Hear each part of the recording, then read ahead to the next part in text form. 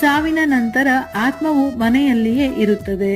ಗರುಡ ಪುರಾಣದ ಪ್ರಕಾರ ಸಾವಿನ ನಂತರ ಮಾನವ ದೇಹದ ಆತ್ಮವು ತನ್ನ ಮನೆಯಲ್ಲಿಯೇ 13 ದಿನಗಳವರೆಗೆ ಇರುತ್ತದೆ. ಅದಕ್ಕಾಗಿಯೇ ಸಾವಿನ ನಂತರ 13 ದಿನಗಳವರೆಗೆ ಅನೇಕ ವಿಧಿಗಳನ್ನು ನಡೆಸಲಾಗುತ್ತದೆ. ಸತ್ತವರ ಆತ್ಮಕ್ಕಾಗಿ ಪ್ರತಿದಿನ ಆಹಾರವನ್ನು ಇಡಲಾಗುತ್ತದೆ. ಇದರ ನಂತರ 13ನೆಯ ದಿನದಂದು ಪಿಂಡದಾನ ಮಾಡಲಾಗುತ್ತದೆ. ಪುರಾಣದ ಪ್ರಕಾರ ಸಾವಿನ ನಂತರ ಯಮದೂತರು ತಕ್ಷಣವೇ ಆತ್ಮವನ್ನು ತಮ್ಮೊಂದಿಗೆ ಯಮಲೋಕಕ್ಕೆ ಕರೆದೊಯ್ಯುತ್ತಾರೆ. ಅಲ್ಲಿ ಅವನ ಕಾರ್ಯಗಳನ್ನು ಲೆಕ್ಕ ಹಾಕಲಾಗುತ್ತದೆ.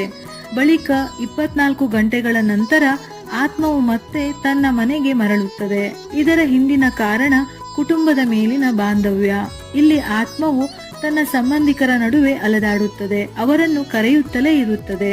ಆದರೆ ಮನೆಯವರು ಅವರ ಮಾತಿಗೆ ಕಿವಿಗೊಡದಿದ್ದಾಗ ಆತ್ಮವು ಚಡಪಡಿಸುತ್ತದೆ.